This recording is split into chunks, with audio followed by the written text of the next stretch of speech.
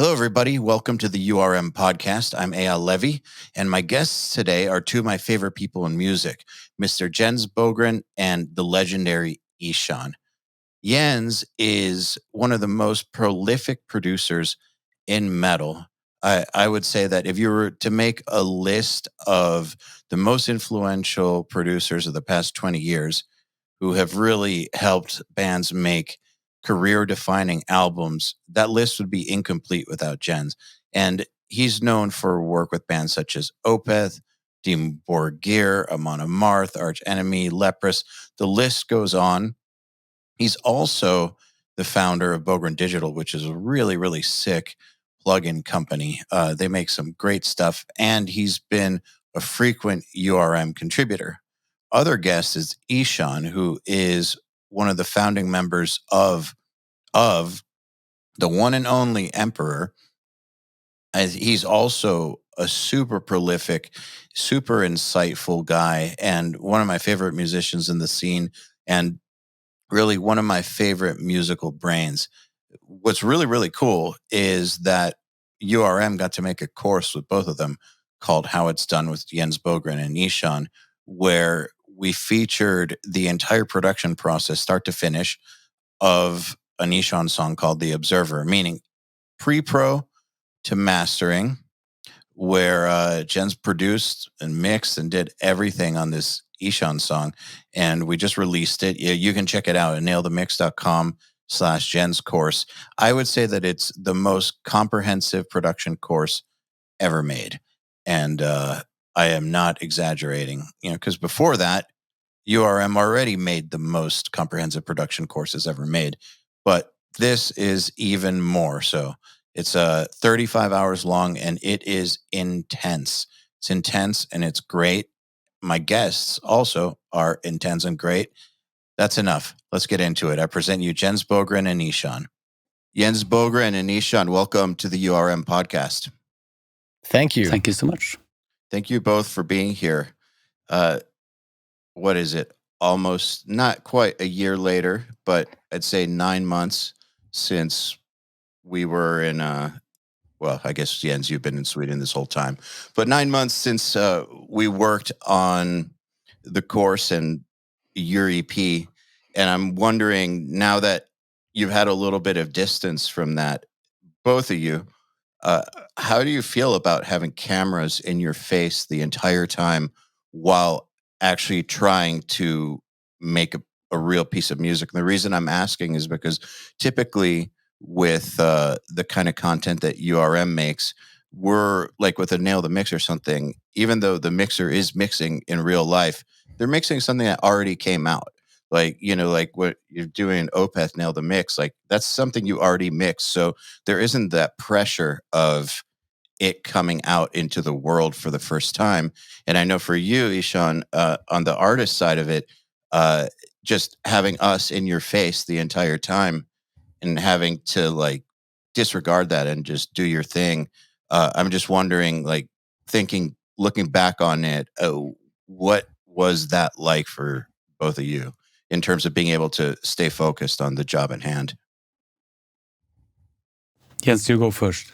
You think I should go first? Because I think for me, it's not really a big deal. For me, I think the most difficult part about this was time planning and the fact that everything took so much longer because of all the explanation that I was doing while doing things, and also doing interviews and trying to relate to the artists and the musicians around this, because we had to work much longer the days that I anticipated and more days as well. So, but for the actual creative part, I don't think I saw that as a problem. I would probably think differently if I was the actual musician performing, because that is a little bit more sensitive, in my opinion. What do you say, Vegard? Ishahn, sorry. It was very different. I'll give it to you guys at URM that I think you made it yourself very. The situation was very normal. I mean, it all done and it didn't feel like there were cameras in your face, because the atmosphere was so relaxed. The kind of conversation we had on camera, off camera, I'm very, very quickly, I felt that like it became very fluent. Like it was just part of the whole thing. And as Jens says, of course, it took longer time because everybody was explaining what they were doing all along the way. And, going into the project, I was afraid it should be, I usually work here in my studio, just alone. I don't really even go to sessions with other people. but that part of it, I think, went really fluently. When I was watching some of the footage now that the course is released, I got much more self-aware. I can't watch myself this kind of stuff. Yeah, I hate it. I hate it. I can't listen to my podcasts or anything. I just trust that it's good and let it go into the world and never. I just can't. But so on the topic of it feeling natural, I think that, and I've thought about that because it's really important to us, obviously, is to not make people feel uncomfortable. So,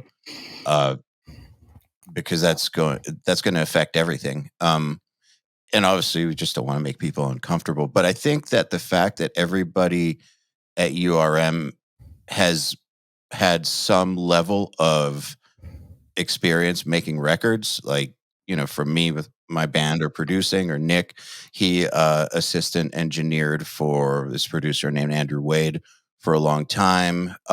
John Douglas, the audio engineer we brought, like he's always working with people like Jay Rustin and just like all kinds of great metal and rock producers. And so like everybody, and he's been in bands too. So all of us kind of are from that world, and we know the kinds of things that we know the etiquette, I guess. And that I had a previous experience. I'm not going to name the company, but before URM, I used to make courses for a company, and the crew were not music people. They were just video people, and they were very nice people. So very professional, very nice. So nothing against them, but they did not understand the etiquette or the vibe or the mentalities, any of it, involving making records, and especially metal records. And so there was always this very odd vibe. And anytime I brought an artist in to do something with me, like that was always a problem, was having like 5 people in the room who just don't understand really what's going on. So we try to do the opposite of that, which is only bring in people who are from this world, who just happen to be working with us, but they're from this world. And I think that's crucial. It's basically by metal people, for metal people, and everyone basically has been in the game. I think that matters. If I can add to that as well, I mean, that naturally helps. It's like in any situation, whether that's live, if you say it's some kind of young festival that's just starting up and there's all these good intentions, but they don't really speak the language of, how do you organize this stuff? It's just, you need to be, and I think that's, as I say, part of the comfort zone. And as with this being self-aware part, obviously, I was thought that I'd add to that as being representing the artist, in this course.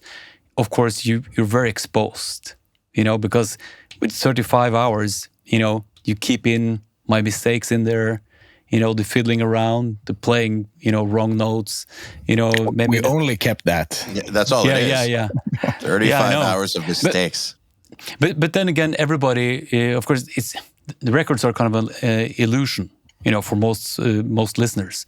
But for the people getting into this course, obviously you don't start with a course like this. So it also relates to people who are in a similar situation. I think, me making mistakes, I want to talk, Jens doesn't make mistakes, but I think I guess it makes it more real and more relatable in a sense that, regardless of how many years you've been doing this, the process is the same. The process is the same for everybody. Everybody just wants to make the best possible version of what they do. And then you break some eggs, and that's the reality of things. And it's a necessary part of the process. And I think you're right. It does make it more real.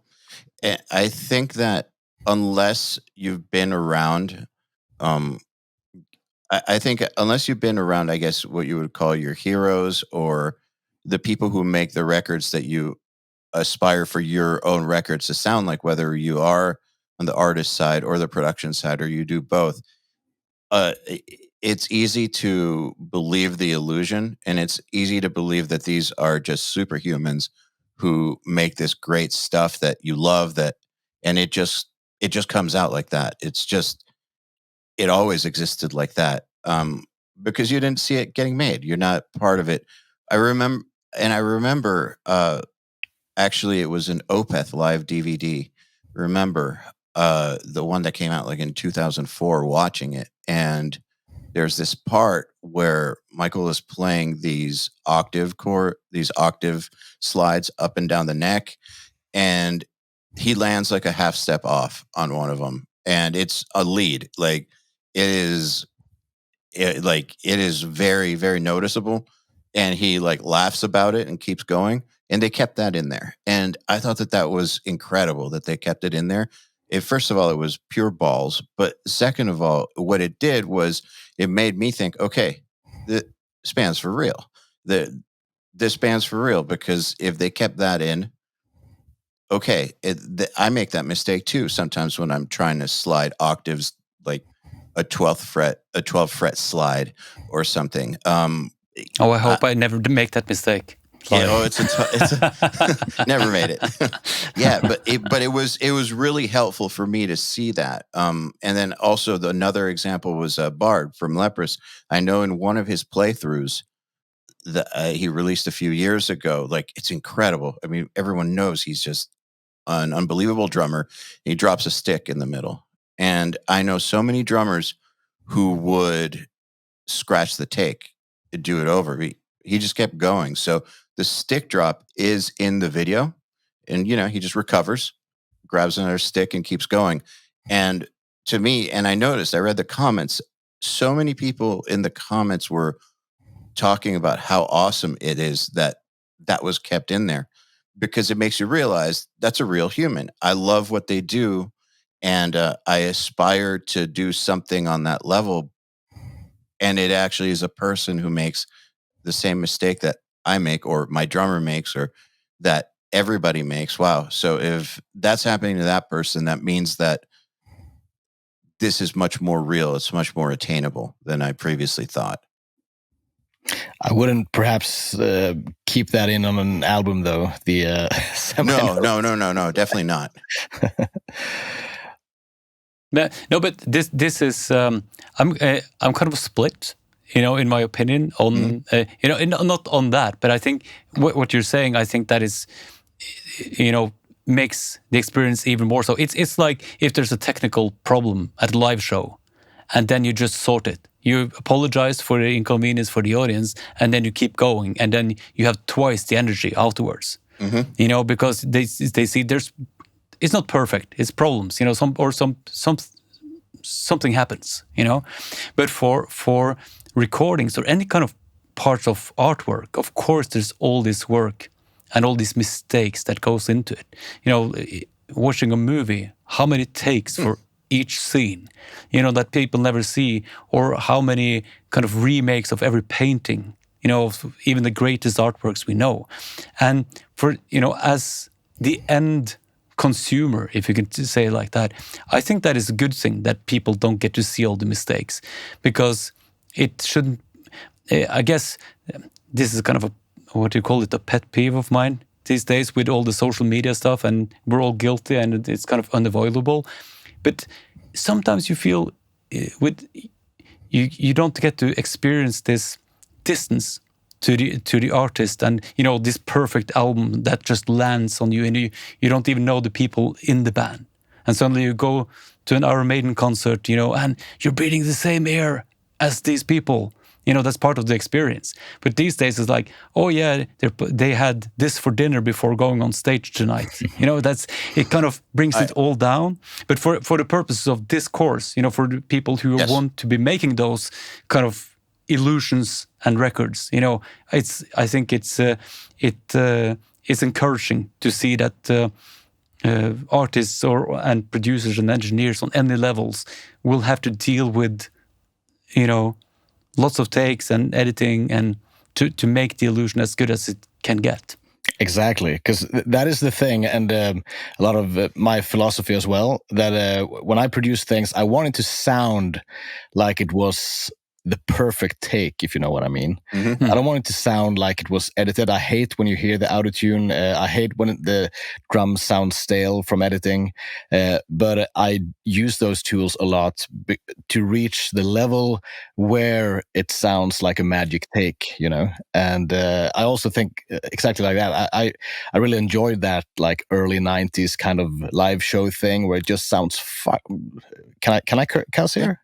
Yeah, when it just sounds fantastic, and you don't really, you don't want to hear mistakes there. You just want it to sound like, you listen to Operation Mindcrime or whatever, Live Crime, and it's just like, sounds better than the album. It's like, I don't care if they re-recorded the whole thing afterwards, as long as it sounds and looks that great to me. To be honest. I agree. I miss that too. I'm speaking purely within the context of a person actively trying to get better at not from the fan perspective, but purely from the in the trenches musician or in the trenches aspiring producer, who's trying to absorb as much information as possible and really study their influences.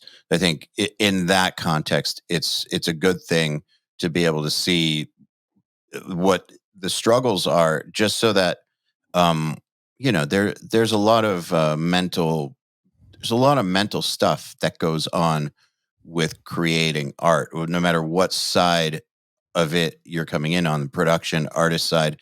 There's this psychological side to it where I think very few people don't torture themselves over it. I think they're sociopaths.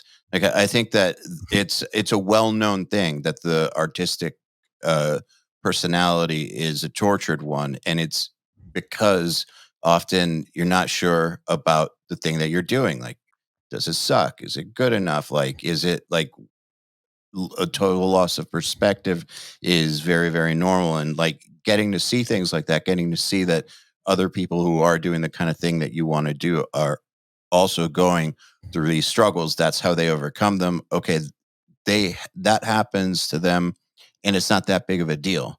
Because I remember, like in my early days of playing live, I used to really, really, really like kill myself over missing a note. And obviously, you don't want to miss a note. You don't want to make a mistake, but it's going to happen. Everyone is going to fuck up at some point, and it's not the end of the world. It's definitely not the end of the world. It's not worth the torture that you put yourself under. And if you realize it happens to everybody, this is how they deal with it.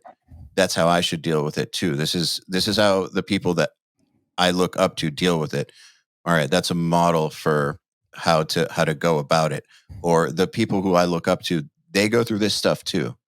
Okay, cool. So I'm not unique. Like I'm not on an island here. Like these problems, like I remember when I was first learning how to produce and setting up studios and getting all kinds of weird electrical issues in the first room I was setting up, and not understanding how to get rid of hum, and like it's just humming everything. Like, how do I get rid of noise? And it's like, it's got to be my building. It's got to be like, I don't know what the fuck I'm doing, like, etc. And then come to find out that in most cases, this is something that every producer or engineer, studio builder deals with at some point. And even at the biggest studios in the world, like it's still a problem sometimes. And I'm not unique here. And everybody has to figure out a way to get the electricity right in their studio. And, once you know that, then you can at least deal with the problem, I guess, more objectively and rationally, rather than thinking that it's just because you don't know what you're doing and everything you set up is fucked up. Basically, it helps you focus on the actual problems and solutions, I think. Yeah, I should also say that, I mean, maybe there is also a reason why I wanted to work with Ishahn for this one, because he is, represents the more skilled musician side, where it's a little bit more, fun to work with in that regard, and you could sort of focus on other things than just struggle in the studio. But that happens as well. I mean, I work with a lot of bands, on high-level bands, where they are big, not because they can play their instruments so well, but because they, have good songwriters in the band, or people really enjoy what they're doing, or for whatever other reason. And it is a real struggle in the studio sometimes, even for me, to make those performances sound like it's natural and great, right? Sometimes I've been spending 10 days on rhythm guitars, just grinding through, struggling to make it work for an album. And it's just the nature of things. In this course, it went smoother than it definitely could do. But I remember back in the day, before I started to work with like more recognized bands, that I thought that the reason why I cannot reach the results that are like top level is because I'm not working with top level artists. But then when I got to that point, I realized that many of the artists that I'm working with now are not more skilled than the ones that I used to work with back in my old hometown, doing, local albums and demos. It's just that, obviously my own experience is bigger these days, and I know where I need to to end up, and I just have to find the ways to get there. So yeah, as a producer, so you blame the band, not yourself. I always blame the band. Yeah, no, but it's just that as a producer, you have to be aware that you're going to have to deal with all kinds of things, and just find the solutions to go forward. There is no like one method that will fit or is appropriate every time, if you understand what I mean. If I would work with you, Ishahn, and I would like have this method where I have to grid everything and have to record with Evertunes or whatever, it would sound extremely fucking boring, the result. While some other artists or bands, I might have to go in those directions, even though I'm not the gridder. If you watch the course, you will understand my philosophies here. But yeah, it's you need to adapt depending on the artist you work with, and of course the artistic visions to some extent. But these things is usually one of those things that the artists maybe not have a strong opinion on. They would just expect me to do what I need for it to become good. Yeah, and I think exactly like the duality of this, as we talked about, this course is for the people who want, in some extent, to do what we do. What we have the privilege of doing, and maybe, as I told you, Eyal, that, we would kill for something like this when we started out, because our only perspective was the illusion. We only have the albums, Yeah.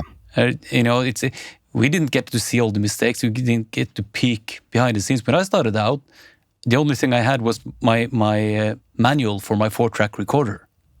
That was my reference. I had absolutely no idea how people would be doing this, and still, like we talked about, we all have these imposter syndromes that we struggle with, and it's been comforting to me to see some of the artists that I hold in high regard, that I think they never make mistakes. It's just so easy for them, and they also have, in conversation, it comes like they have exactly the same imposter syndromes, and it's like, yeah, it's comforting, because then you can work your way through it, and even my personal experience, I was very excited to go and do this course, because me and Jens, we've been working on so many records, really, but it's been really me recording stuff in my studio, and mixing and mastering has kind of been the main focus point of our collaborations. So to go over to Sweden again, see Jens and his amazing crew, work on all these things, and try to see the level of detail. Of course, just as a fan of doing this, it's amazing to be part of that. But also to see that, I have learned to do some of this stuff right. On this, so there's like part, learning a lot of new stuff by following along, as I've done with every engineer I ever worked with, but also like a confirmation that, I'm after 30 years, I'm doing some of these parts right. It's not all wrong. Something I was curious about. You said this in the course. You mentioned that this is the first time you've ever had someone like a producer come in and mess with the songs at all. Like, is your first experience with that? And I'm curious now, in retrospect, what was that like for you? Because in watching that whole section, and I was in the room for that section, and the communication between all of you was so professional. And obviously it's professional because everybody's a pro, but that particular type of scenario where you're working on somebody else's song, and you're suggesting changes, that can go lots of different ways. And some people are totally cool with it. Some people are totally not cool with it. Some people want to be cool with it, but then deep down inside they're not. And so it leads to some like a minefield, basically, of communication. And what I've noticed is, at least with the people that I work the best with, and who are like, I guess, my closest friends in this, or like the people that I relate to the most, I've noticed that this idea of feedback, and like same with like there's this orchestrator in my band, a guy, Jesse Zaretti, and he does work for all kinds of big video games and things of that nature. And we were talking about feedback, how like he's constantly getting feedback from these creative teams, like, and he can't get personal about it ever. It's just gotta be good at it. And he says that he always welcomes it, because anytime he gets his feedback, whatever he's writing gets better. And I've noticed the same too. Like when I'm working with Krim on songs, anytime he sends me feedback on make this part better, it's too much of the same thing, whatever. Even if I worked on it for a long time, it gets better. But I've also noticed in the studio, or past band members or whatever, that topic can make people get really nuts, and it can cause lots of problems. So, especially because this was your first time having a producer actually change one of your songs, and that's not like in 30 years, first time. What was that like for you, and how do you feel about it now in retrospect? Yeah, let's be fair. I'm a solo artist for a reason. I say I've always thought that I was a great collaborator. A lot of the people I work with think not. I learned that the hard way. No, it's not really for me. I don't think I like to think that it's not an ego thing. It's just that when I have an idea in my head, it's just so strong that it's almost impossible for me to deviate from that. And it's a horrible trait to have as a musician. I know. And sometimes, over time, like I've had, one of the few people who can get through to me in situations like that is my wife, because we work so closely together. But, I may lose totally inspiration for a couple of weeks. If I feel I have something great, and she was like, this could be better, even trying to politely say it, and having some ideas. And then, I eventually ended up changing it, and it was totally for the better. But at the time I didn't see it. So, but I'm split. I mean, recently with this project, but also, I had the opportunity to work with Matt Heafy on his Ibaraki record. Mm-hmm. I was doing orchestrations for the Trivium album, doing bits and pieces like that, or stuff that I worked with Lepers, helping out Einar with some, recording vocals or whatever. When it's other people's music, or, I go into it with a collaborative mind. Like with this project, I have no problem with that. As long as, it really helps, of course, that you are with like-minded people and everybody has a similar level of experience. So that there's a trust. The ideas, all the ideas are valid. It's no ego like, oh, I'm in the room, so I have to have, a say on this song. It's like, this the best idea wins situation. And in this situation, no problem at all. Because me and Jens, we started talking about this even before I wrote the songs.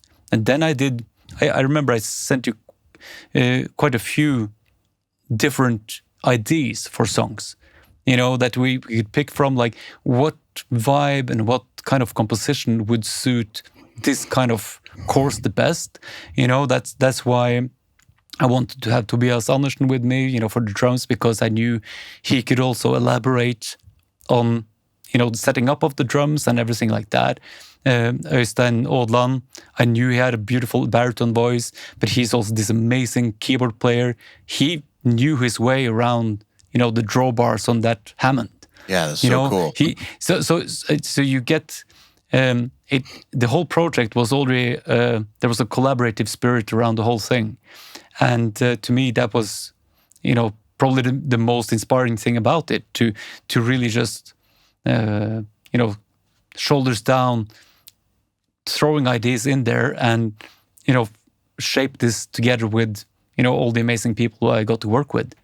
So it's really just that's the biggest difference, that I went into this with that mentality. It's much harder when you're kind of doing stuff on your own, and then someone kind of comes in at last minute on the sideline and starts trying to pick it apart.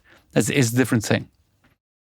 Yeah, I guess that's just different parameters, different Totally. parameters and boundaries to the project. But still, I've been in situations and seen it a lot where people say the best idea wins. No egos here. But then in the actual practice of trying to collaborate, it's very much not like that. And Jens, you're smiling because I know you've experienced that too with artists, where the words spoken in advance are, yes, if we're all about the best idea, but then in reality is not exactly. So in watching the way that you all communicated and collaborated, it truly was best idea wins. And I appreciated that. And I think that even so, I don't think that it's a bad trait personally. I'll just say that for like there to be a singular vision. I mean, some of our favorite artists are people with a singular vision who aren't necessarily in like a band where everybody has an equal say.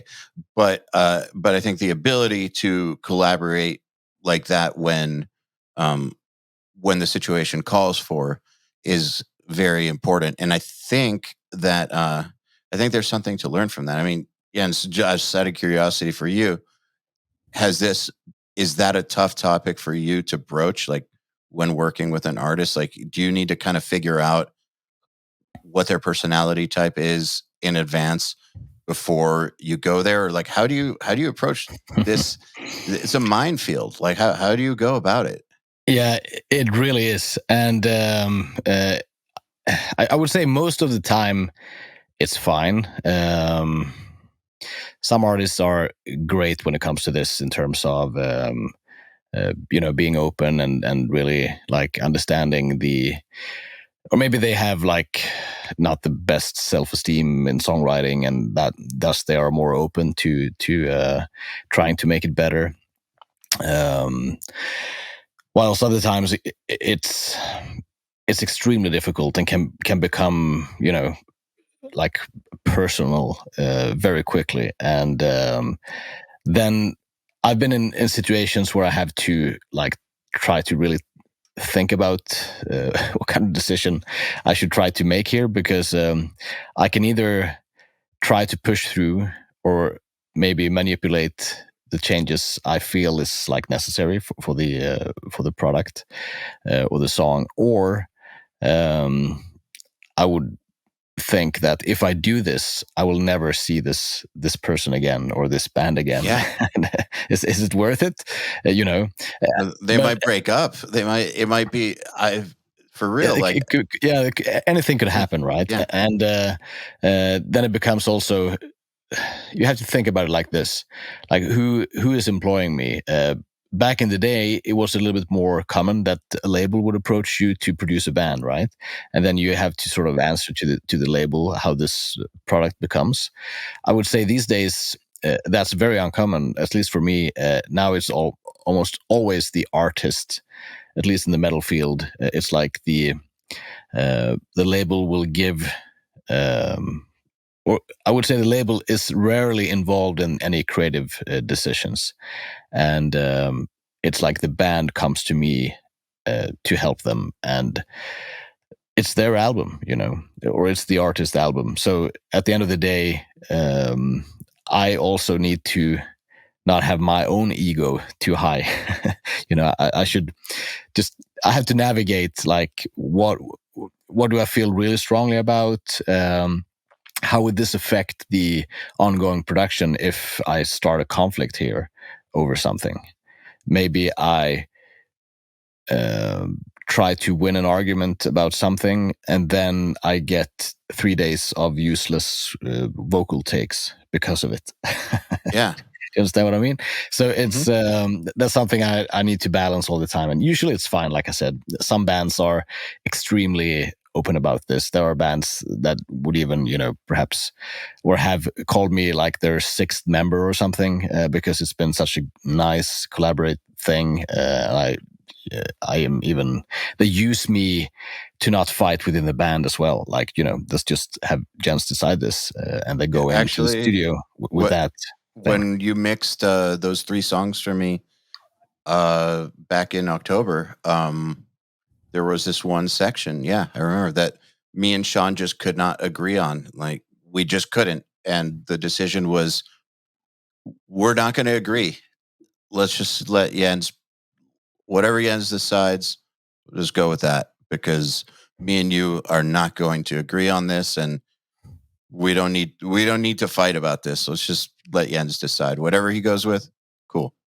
It makes sense, I think that's because we trust you. That's the big part. We trust you, so that's why it was okay. It's not just let anybody make this change. It's like we trust you, so we trust that whatever change you make will be the right one.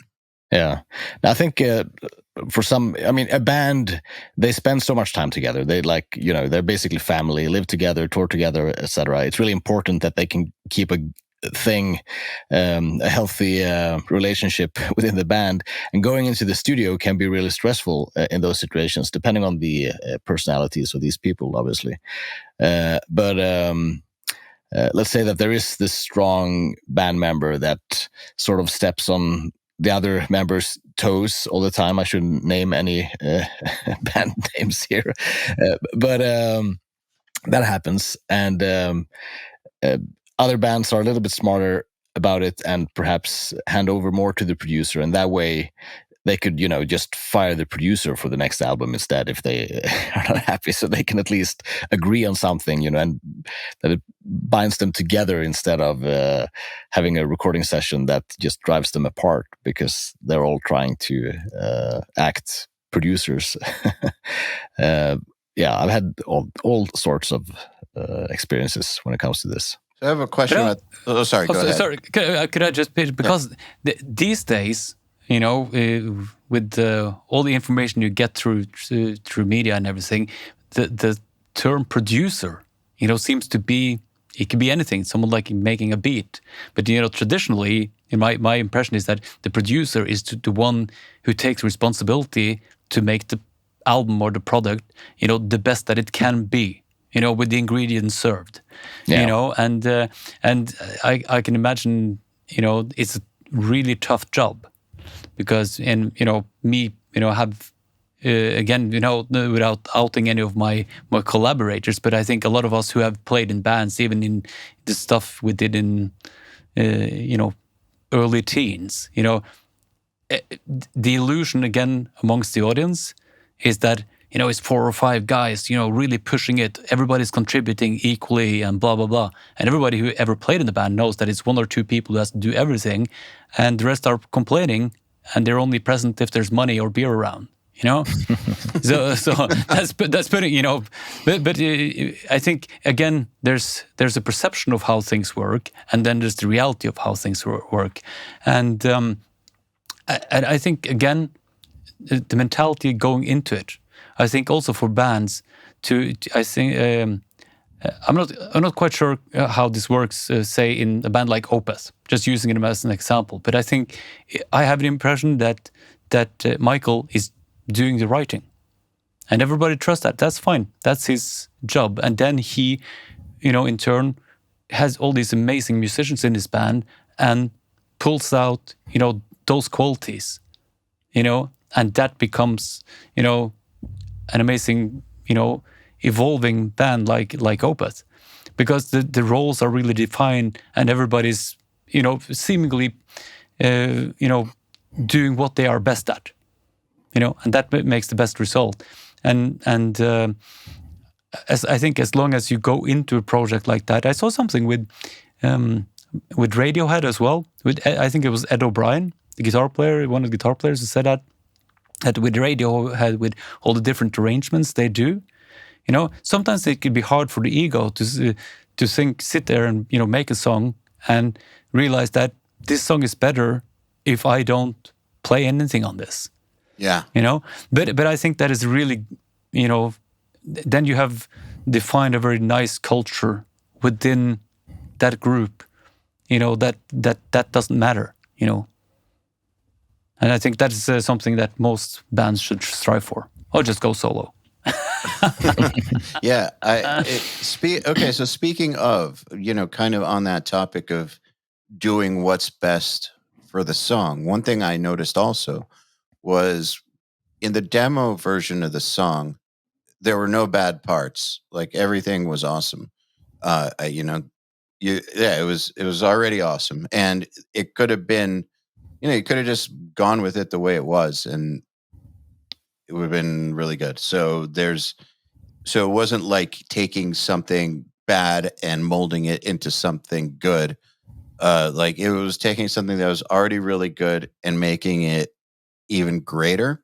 And one thing that I noticed was that there were parts that were on their own really awesome, that you guys were totally cool to just either get rid of or like completely minimize, or just not go in that direction, where if you just heard the part on its own, like it's awesome.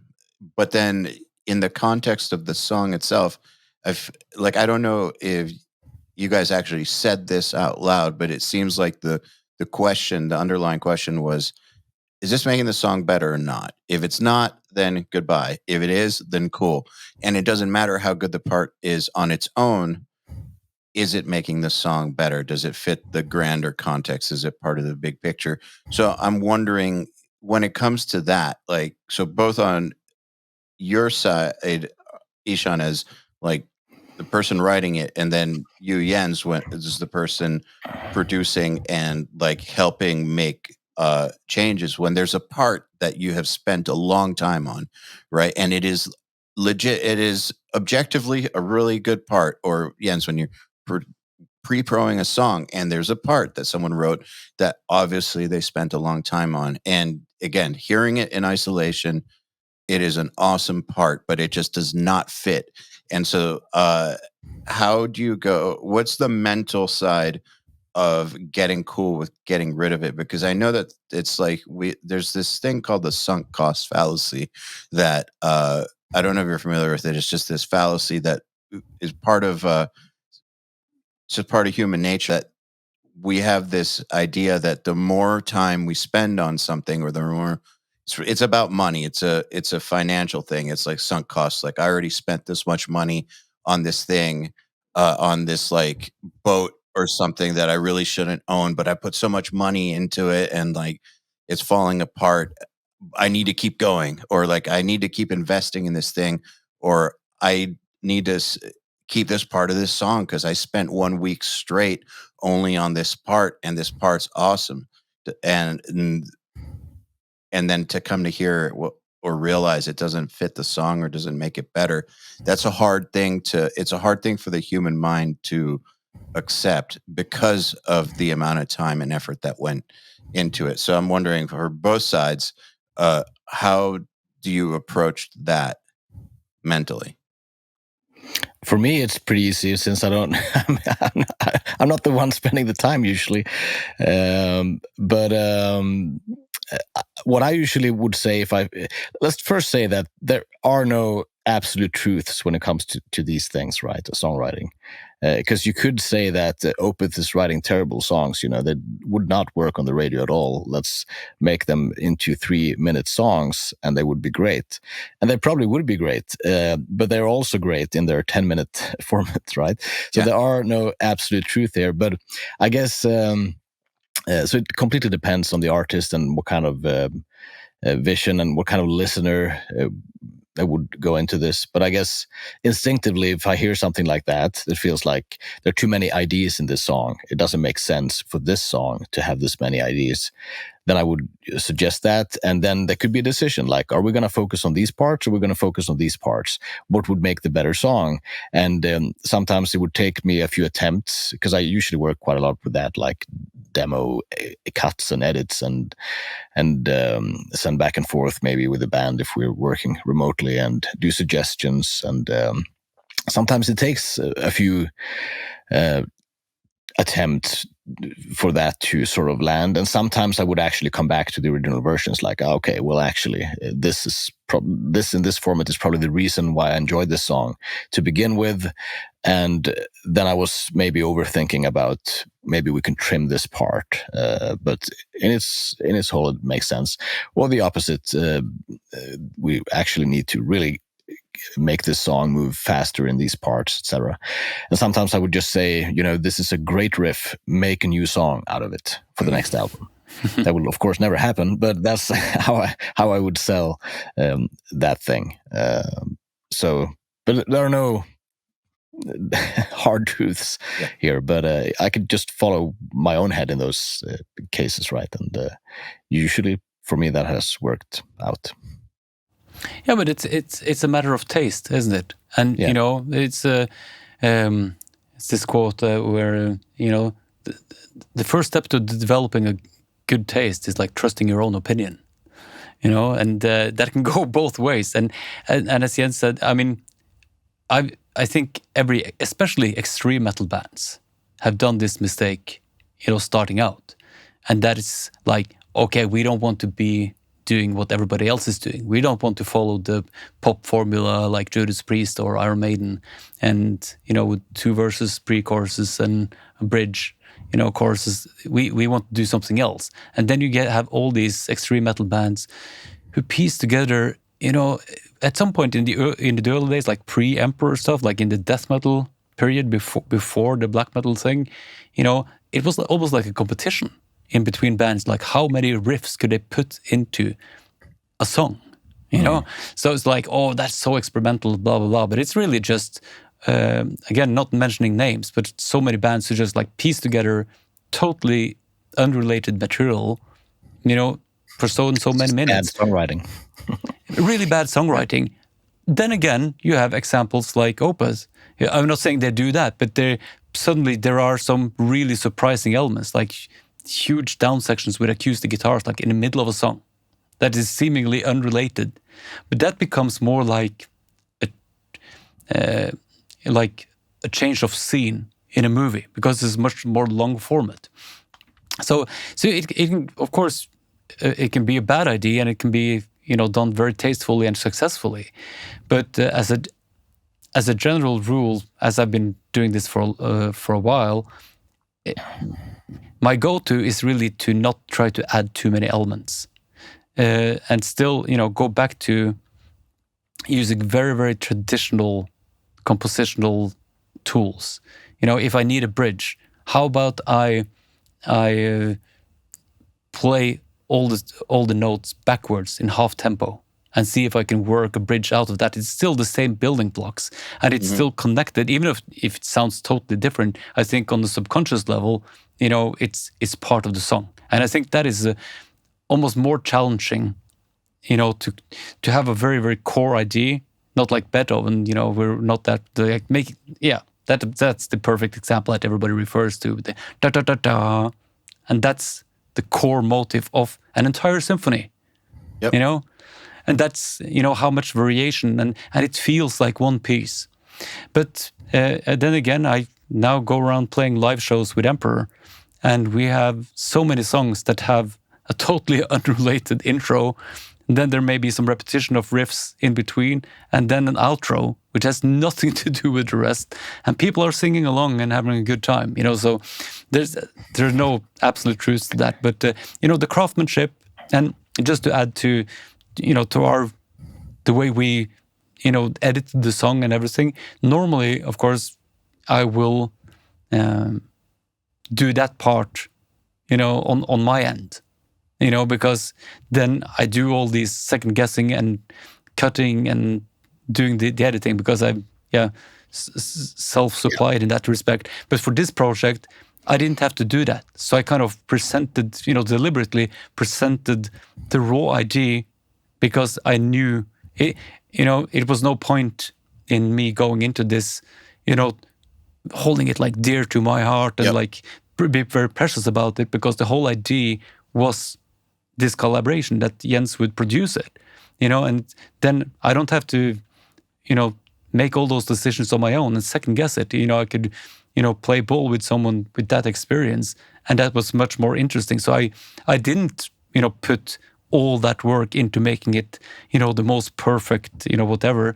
I just went very fluently, making the song, open that this will be edited in some form, and so I guess that's also a matter of, as a band or as an artist going into the studio, if you get the opportunity to work with Jens or someone of his caliber, maybe you should write your songs like that, that you don't have to do all these decisions yourself, and the same goes with making two good demos. I always make my demos sound crap, because I don't want to be stuck with some of the stuff that you can't recreate later. Yeah, that's a very good tip. Yeah, right there. Seriously, man, guilty. It's such a disappointment too. Like, if you put all this time into a demo and really captured this thing that you think is great, and then you think that you're going to go to the studio and then do it for real. The problem is you already did it for real, just with shitty DIs or something and out of tune. You already did it for real. Like, you're not gonna be able to put yourself back in that moment. Like, it's a hard lesson to learn, but I feel like once you've learned it, it's hard to unlearn it. And like, once you've had the experience of really loving something and then trying to recreate it properly, and then I guess it's like well recorded, but it sounds like shit. It's like, it's this weird thing. It's like technically better, but it's worse. And once you experience that, you'll never forget that. I want to change topics and talk about guitar some. And a few things I'm curious about, because I know that you told me in conversation that you don't consider yourself a good guitar player. I consider you a really good guitar player, but I know nobody considers themselves a good guitar player. I know some of the greatest guitar players on earth who don't consider themselves good. So, like, I think that that's just part of being good, is not considering yourself good. So, anyhow, that said, I'm not with you every day, so I don't know how you spend your musical days, like, and what your priorities are. But in order to get ready for the studio to track, like, especially on a song like this, that there are going to be changes. Your skills, the ability to play, that's got to be ready. You got to have some familiarity with the parts, but obviously can't be worked out the way that you would for a live show where the parts are the parts and you can practice them exactly. So how do you go about, how do you go about preparing yourself on the playing side for a session like this where your hands have to be able to do whatever is thrown at you, and you kind of have to know how to play the song, but not really, because the song you have going in, it might not really be exactly the song you have when you're tracking. So how do you get yourself there? Well, I'm probably guilty of, as you saw from my use of my iPad when we were recording the guitars, because normally in my typical situation, referring a bit back to the songwriting part, making bad demos, I've come to the point now where I write all my music just with a piano sound. I write the songs with a piano sound and make the arrangements, and then I adapt it to what, guitars and bass and stuff like after the fact. And I literally tab everything in Cubase in real time, so that when it comes down to recording guitar, I don't even, a lot of the guitar parts, I don't even play them first. I just learn the stuff as I go and play, to the score and tablature in real time with my sessions. And since this was on Pro Tools, it's and everything, I had to just have printed score of what I was doing and playing along. So I probably should have been more prepared. I should say that all musicians are doing this. No. Yeah? Yeah, right. Okay. Just learning it on the spot. Yeah, but also, I mean, this is not like, there's some, pull of it, but it's not like a super technical song, in that respect. So I think it was very manageable, I think. All right. So first of all, that's really, really impressive, because, and so I don't know if you remember when this change started to happen. And I don't know if this happened with the bands that you recorded, because I feel like you always had, I guess the first time I heard about you was with Opeth. And so like I always just associated you with producing the Good Musician bands. But I don't know if you remember, somewhere around 2007, 8, 9, 10, at least I know bands that started coming to me, they started coming without having ever played the stuff, because it was all in Guitar Pro. And so they would write everything in Guitar Pro, and then we'd get to the session and they've never played it before, and it doesn't work on guitar. Like, it doesn't make sense. Like, they have these riffs where it's a jump from like, the 18th fret on the high string to like the 5th fret on the low string, and just like these weird ass jump arounds and like just things that don't make any sense, like on the instrument itself. And so, like, in my experience, there's only been very few people who I've noticed write on, in a score or on Guitar Pro or whatever without playing it, who then come in and then it makes sense. So if you're actually able to do that, that's pretty remarkable, because it's not common at all to be able to do that. But also, I guess that speaks to your skill as a guitar player. So what I'm wondering is, when you are writing it that way, are you at all thinking about, like, are you seeing the guitar in your head, or is it purely just when you get to recording, you're going to look at it and then you'll figure out how to make it work? Yeah. It's rather that, because to me, a lot of the reason it's not like just to make bad demos, but it's also the part where I've been playing guitar for such a long time that there's so much muscle memory going on. Yeah. This was my reason to going to 7-string. This was my reason to going for an 8-string guitar. It was not to just play everything I did lower. It was like to put my mind in a different, where I skip the muscle memory part, where you go straight to the music. Yeah, and that's really helped. Yeah, to write with a piano sound. And like, if this sounds great, you get the chords together, the aligning the different harmonies, they're right registered. There's always a way to figure out. I will, of course, limit myself to like, okay, I'm writing this song for a song in drop C tuning. I will take that into consideration. Otherwise, it's a mess. But usually, I don't think about how to play it. first when I arrange the parts, but then of course, as soon as I start, putting the tablature down, I will of course go through and like, okay, I need to move this voicing around like this to make it playable. So then I will but that's just, I have shortcuts on my keyboard here, like to move to string, blah, blah, blah. And also trying out, different voicing to where they may sound best, and so it's all an experiment for me. But for me personally, it's just so much better to not have to deal with all of that and second guessing my muscle memory as well. In that part is like, take the music for what it is and try to adapt it afterwards. You gotta have a lot of trust in your own playing to be able to do that. Yeah, but or I can hire someone who's better than me. Or you can hire someone that's better than you. That's what I do live. I mean, my solo band, I just make sure I have someone who's amazing at guitar. I can pitch all the hard parts on them. And there's something to be said for having great musicians in your band. It's absolutely. Yeah. I always try to make sure I'm the worst player. It's that's totally. Yeah, that's the secret, I think. Yeah, that's what I tell my kids too. Like, put yourself in a situation where everybody's better than you, because then they are the glass ceiling of where you can go.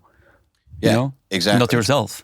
Yeah, and and again, this would thank you for your kind words about my playing. But I think Jens have been working with a lot of these amazing guitar players, for example, and I think it's in my position, because I've been in some situation in a band, that has some kind of mythical aspect to it and everything. And we were pretty early on with some of the Emperor stuff. There's some like really complimentary and high, genius words and stuff like it's thrown around, and people say, oh, you're so humble, blah blah blah.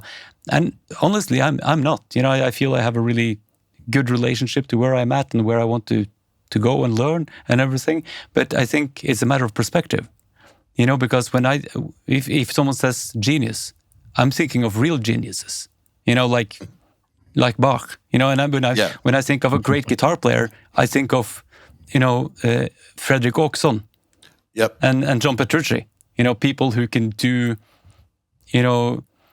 Fredrik is probably my favorite guitar player, to this day, because he has the legacy of the feel of like old school guitar playing. Is insane. It's just so tasteful.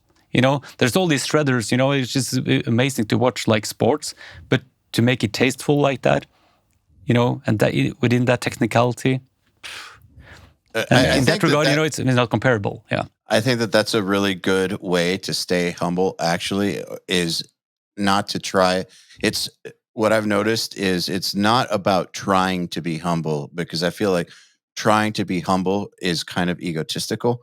It's in this weird backwards way. It's more about just being aware of who's out there. And so if people are saying, oh, you're so great, you're so great, you're so great, but actually there's a dude, his name's John Petrucci out there.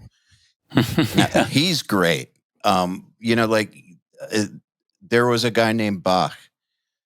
Yeah. Now that guy was great. I think it's like it helps put a little perspective on things so that you don't allow yourself to believe in yourself the way that a fan does, because that, like, I think if a fan believes that an artist they love is a genius or writes the perfect thing, that's cool. That's great. That's awesome. There's plenty of artists that I feel that way about, but they should never feel that way about themselves, because then they're going to stop.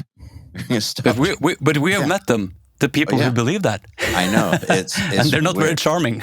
No, they're not very charming. And most of the time, they're not actually that great forever. Like, I mean, it's this glass ceiling. I mean, all of us have, what we know how to do becomes our baseline normal, and by the time you get to this level or this level, that becomes our normal, and by the time we get there, our eyes are on something, further ahead. because I think the reason, all of us have been doing this for quite some time, and the motivation is not to really reach a goal. The motivation for us to do what we do is to stay on the road and keep doing it. Basically, Am I right, yeah. or is that just me?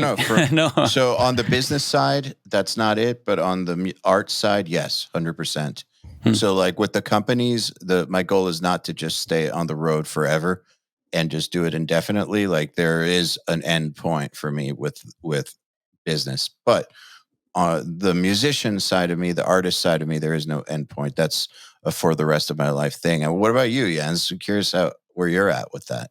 Now, now that you're in both, now that you're kind of like, I feel like you're kind of like in my shoes too, with this 1 foot in business, 1 foot in the art. Like, where do you see that for you? That's a good question. I should say that I guess most people that get into music production or producing, they don't think anything about business. I certainly did not. I didn't have a thought about running a business. They do.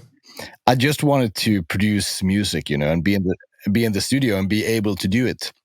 And I was super happy by the time I felt that I could actually do it. I have a few dollars over left on my account every month. That was like an amazing feeling. Then my goal was reached, so to speak.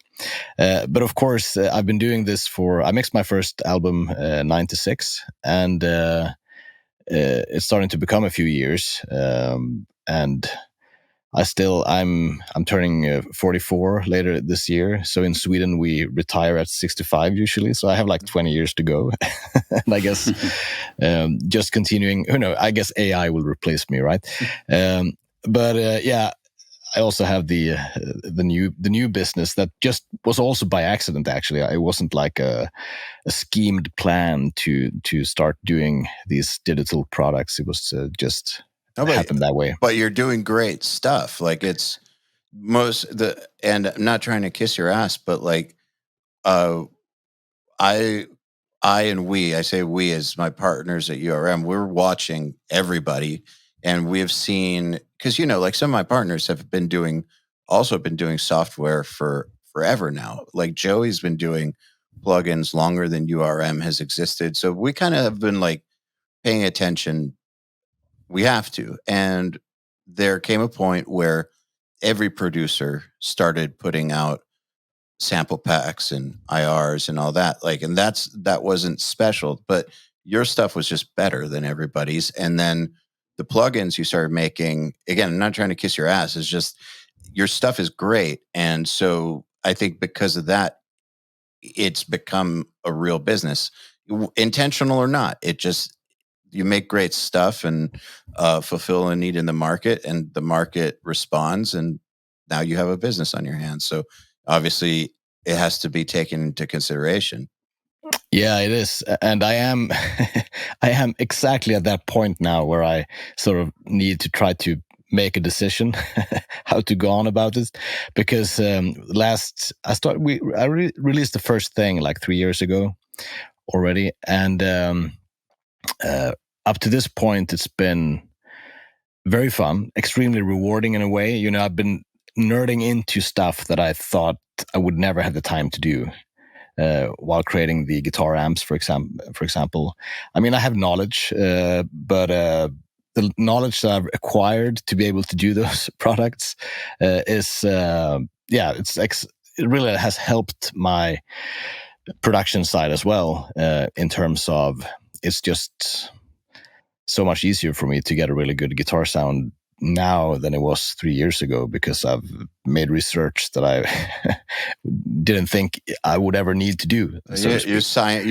Scientifically how a guitar sound exists in the universe now, basically. Yeah, exactly. Yeah, and of course that's not the point, but still, and going forward, I feel a lot of joy doing this, like the product side, for that reason, for the research reason, for the ability to go into these things and so far think it's fun. Ask me in 20 years, I'd probably be sick of it. But at this point, having been doing so much mixing, production, etc., it's really fun to be able to actually do something else. So for next year, it is likely that I will be doing more of the products and a bit less of production mixing side for that reason, so to speak. And yeah, but it is also perhaps potentially a better business because production and mixing, it's art in a way for me. It's not a fantastic financial business. Not a bad one, but yeah, no, I mean, I enjoy it. I cannot complain. I work with great artists and I have a very nice studio and all that. So I'm not saying that, but it's still, I have friends who went into finance or to other things that laugh at my achievement. Well, the thing that's funny about business, at least I feel like, URM is different than what you're doing, but I feel like there's a very strong creative component to this all because you have to create things. It's not the same as creating art, but you're still using the creative muscle to create something that makes an impact on somebody else's life. And you are doing a lot of creative work to create something that did not previously exist in the world. And so, especially with URM or Riff Hard, with URM, it originally started with myself or my partners doing the classes, but it was never meant to stay that way. It was meant to expand to being what we think are the best in the field doing it. But the creativity there is in figuring out how to capture and communicate this stuff in a way that is not just you're not just filming something and putting it up there. Like you're packaging it and putting it together in a way that somebody can actually get a result in real life out of it, not just some passive watching. That's why there's so many other aspects to it, like the community aspect and all these other things we do. It all serves this mission of, what we like to say about some of the other education companies is that their product ends the moment that you stop watching, and that's where ours starts. And like because I guess the landscape is always changing, and the way that people consume information and interact with information is always changing. There's this strong creative side of having to always figure out how are you going to actually do stuff that will make a difference and also stay ahead of the curve and then stay in touch with what is it that people really want to know about, like that's going to inspire them to want to get better. Like there's this strong creative component, but at the end of the day, I see it as a finite thing. Like I see an end point. There will come a point where it is sold and it's no longer mine. But art, on the other hand, that's never ending.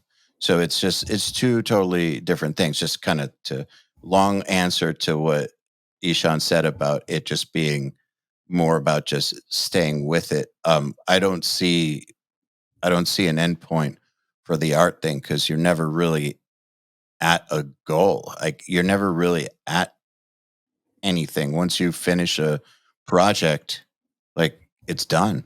Like it's done and like you're still you. And whatever it was that drove you to create that project in the first place is still there. Tarantino, he was supposed to do 10 movies, wasn't it? And it's coming up, right? His final movie. Movies, but not 10. Yeah, but not only 10 works. That's the thing with Tarantino. Yeah. He's transitioning to TV after that, apparently. Mm-hmm. So it's not, so it's not like Tarantino is retiring. Well, I mean, like long form TV, like, so basically like 12-hour long movies.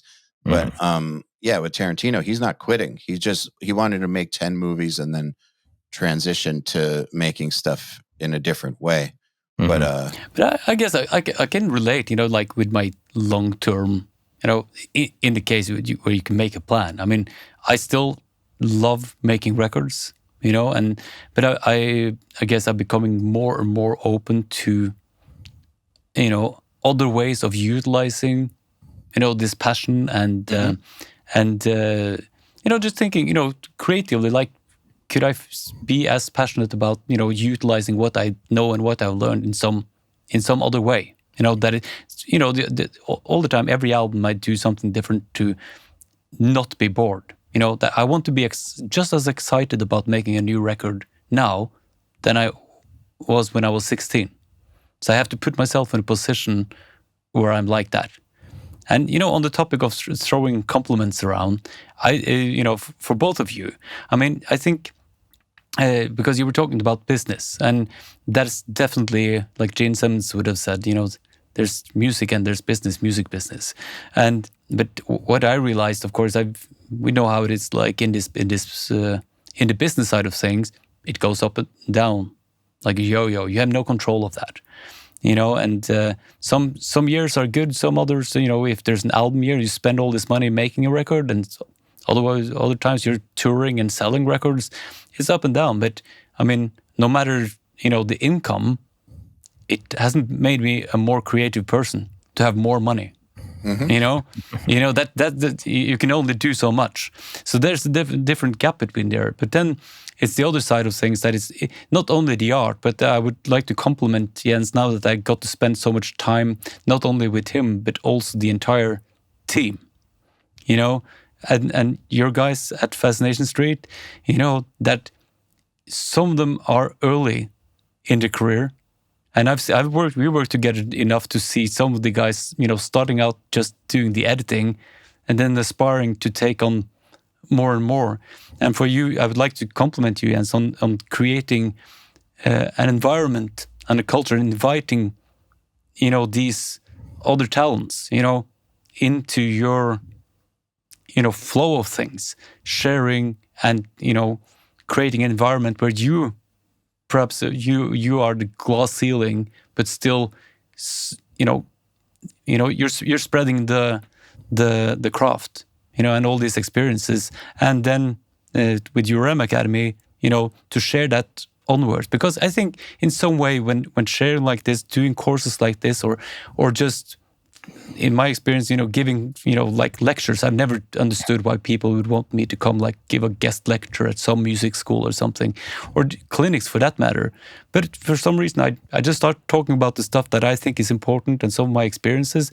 And, and for some people, it's some eye-opening things, just perspectives, which I take for granted. But for someone like myself, when I was young, just as passionate about this as I am, so in some way, it feels good if, as a grown-up, I can be one of those people who may, push people in the right direction, into a life of music in some sort, or those perspectives that we've all learned over the years. And I think with the course and with the whole thing with Fascination Street, growing with more people, URM Academy, I think that is extremely valuable thing, for the next generation of creative people, because that will never change. Well, I feel like, thank you. I feel like what I mean by we is in, like, those of us who have been in it for a while don't do that, who else is going to? You can't go to a university to study this stuff. That's the thing. Like, it is up to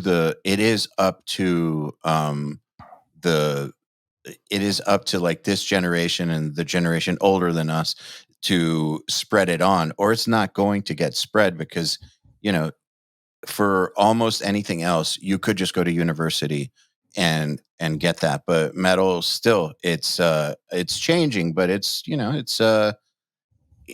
not in mainstream academia. The way that you go about making metal records, it's like a different skill set than the traditional. I think the traditional skill set is very important too, but the way that things are done it's its own world.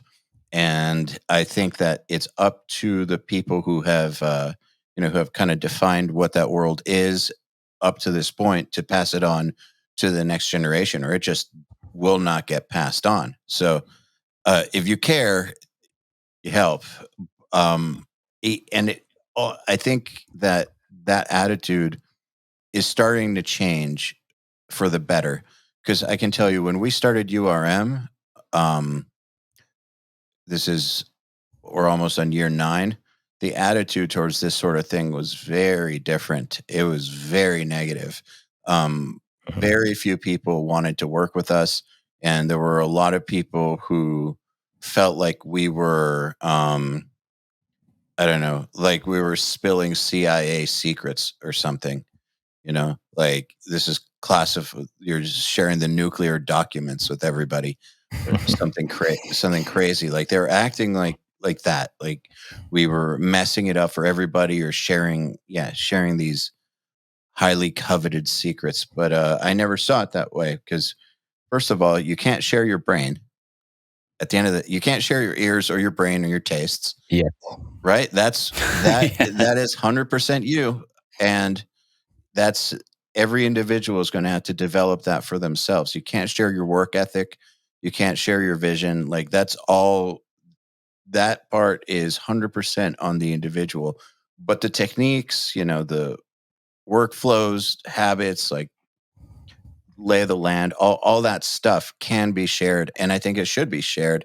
And the attitude has changed a lot. Like I feel like we're at a time period now where people who are against sharing information and helping out are now they feel like dinosaurs now, and it's super rare. Whereas, like when we started, man, we got a lot of hate and a lot of resistance. And, people really tried to take us down several times, uh, but I really did believe in this mission and still do.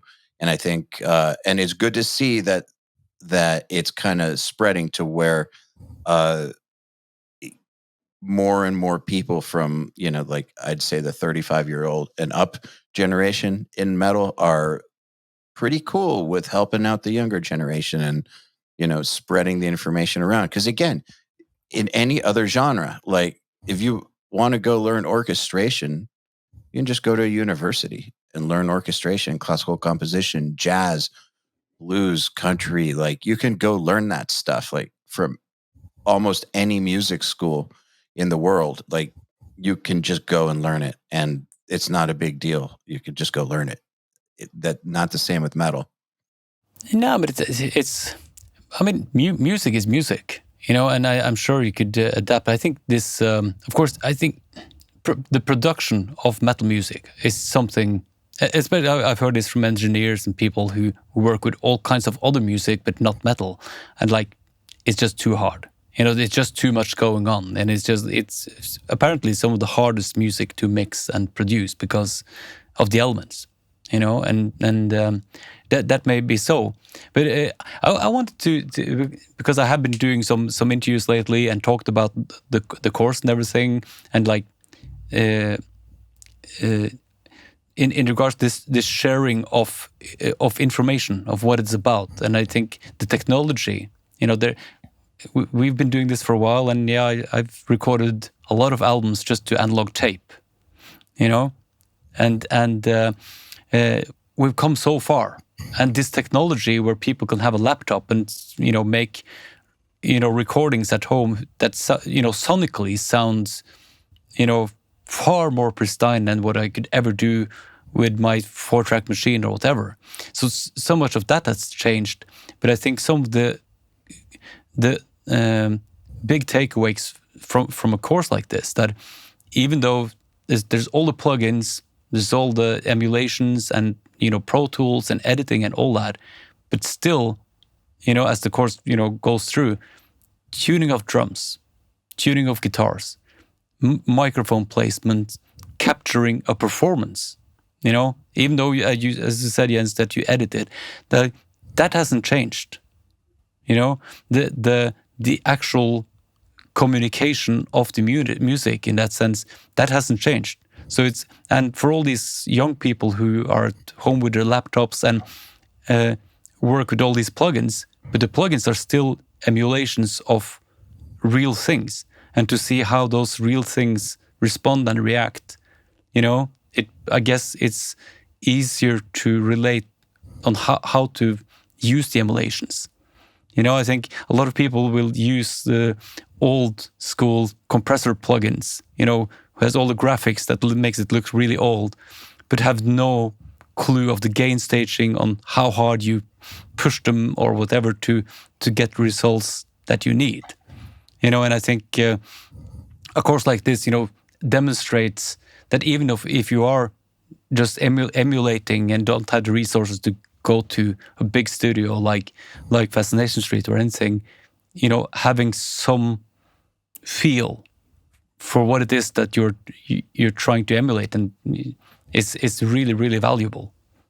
It is. And, I think it's important to note that I think people could see a course like this and think to themselves that it doesn't apply to them because they don't have a studio like Fascination Street or a team like that. And they're not working with artists such as yourself. They're just working with like shitty local bands or whatever. All they have is like a bedroom, a laptop, headphones, some plugins, and that's it.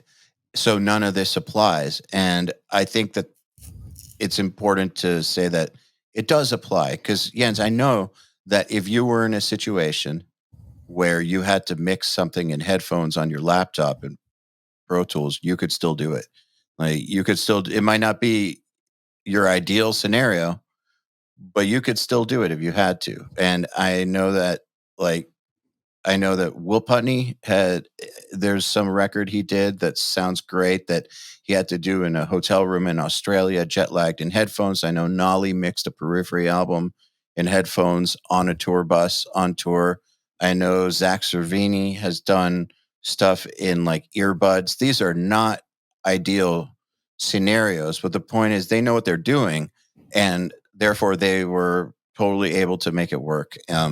Because they know what they're doing. And so like the idea is to see something like this, like a course like this, and just kind of just get an understanding, a perspective on how this stuff is done and then apply it to your own situation.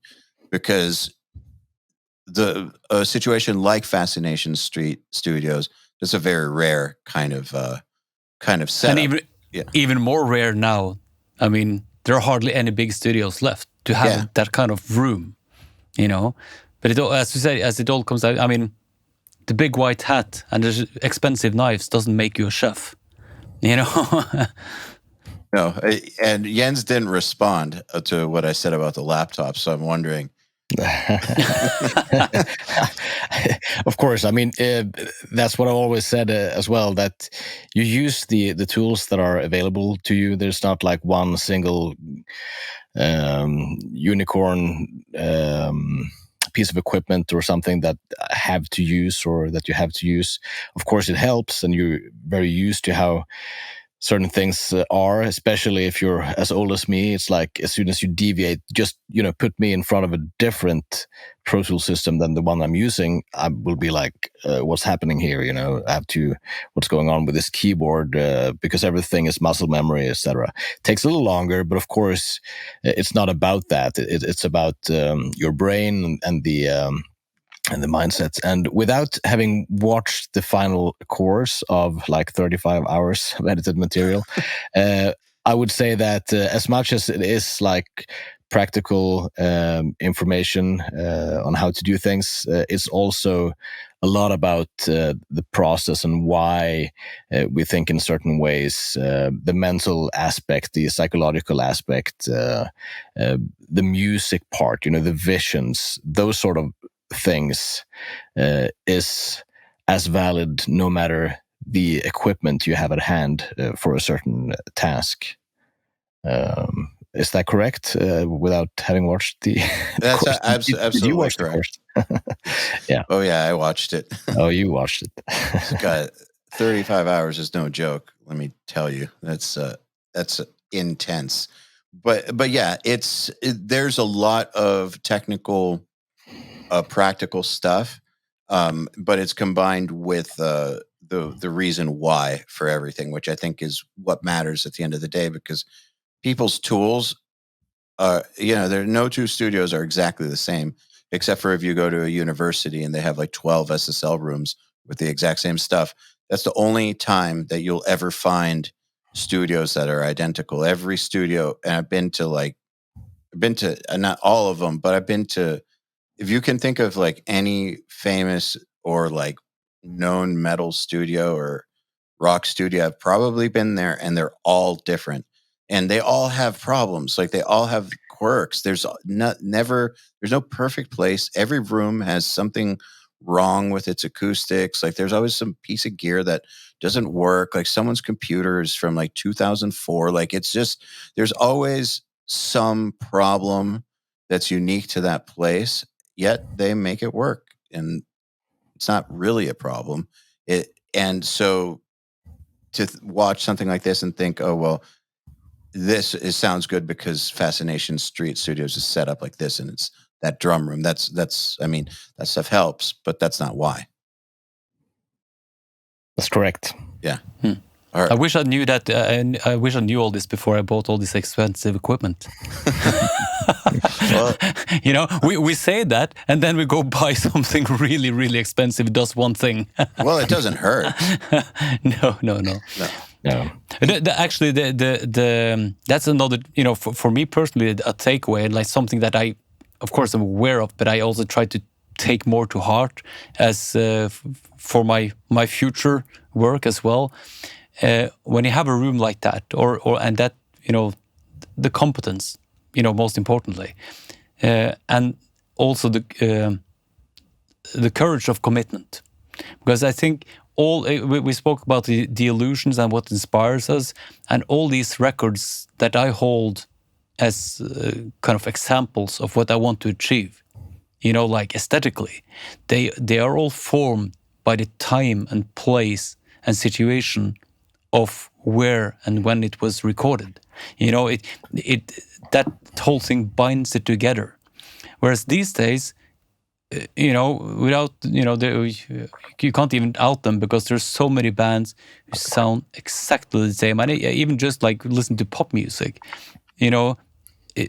this week, there are three songs or four songs on the top 10 in the world that has the same beat in it, so this generic, middle ground of metal songs as well.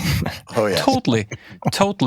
And so the limitations, as you say, of a studio or whatever tools you have there will help form that. And I'm guilty of this a lot of the time, especially since I work alone, that I will, with recording DIs with everything, and being able to edit and second guess everything at until the very, very last moment, it might take away some of the genuine expression that you have in mind, and the magic of those first takes or what have you, and to we're at over in Sweden, finding that drum sound, that really, found the sound that, this sounds great for this song.